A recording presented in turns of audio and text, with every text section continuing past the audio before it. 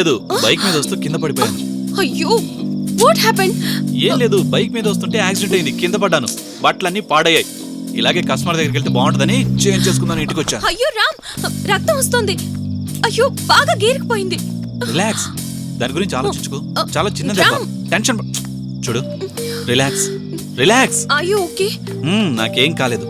ఇప్పుడు దాని గురించి ఆలోచించుకో. నో పని చెయ్యి. పిజ్జా ఎలా ఉందో ఒకసారి చెక్ చెయ్యి. అరే Ram, first aid please check చేయమ్మా. Okay, at least apply bandage. సరే.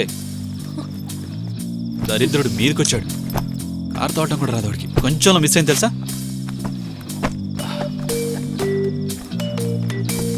తొందరగా చూడు. అయ్యో, ఇంకో 15 minutes లో డెలివరీ ఇవ్వలేదంటే నా జీతంలోంచి కట్ చేస్తారు. యా, కస్టమర్కి ఏం తెలుస్తుంది మా కష్టం. అను, అయిందా? అను, చెక్ చేయడం అయిందా? ఇవి చూడు.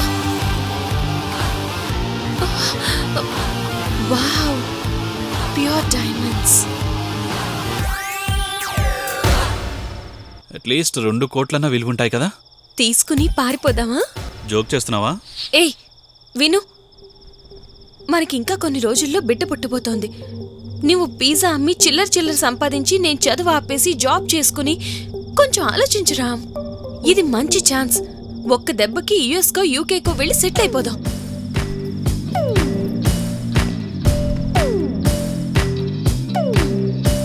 సీరియస్ గానే చెప్తున్నావా?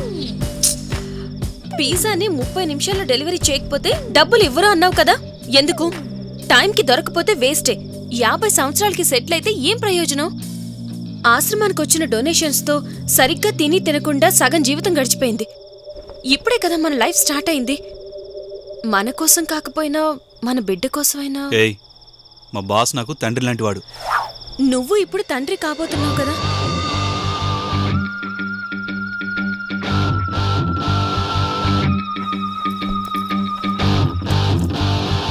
సరే, అంతా ఓకే, కానీ ఎలా? ఈ డబ్బుతో 10 days లో duplicate passport, visa, degree certificate అన్ని రెడీ చేసుకోవచ్చు. కావాలంటే ఫ్లైట్ వేరే ఊరెళ్ళెక్కుదాం. ఎక్కడికి వెళ్దాం? ముంబైకి వెళ్దాం. ఇక్కడ నుంచి వెళ్ళడానికి ఇప్పుడు నైట్ బస్ ఉంటుంది. ఇంకొంచెం సేపట్లో నువ్వు కనపడలేదంటే నిన్ను వెతకడం మొదలు పెడతారు.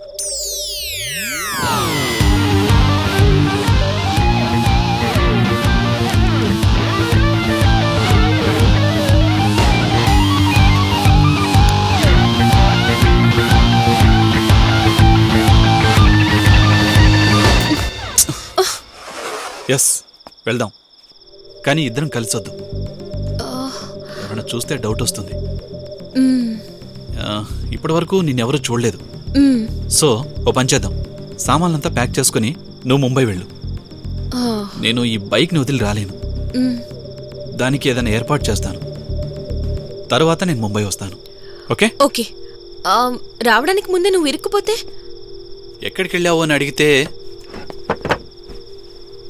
బ్యాగ్ ఎక్కడని అడిగితే, ఆ బ్యాగ్లో డైమండ్స్ ఉన్న విషయమే నాకు తెలియదు కదా.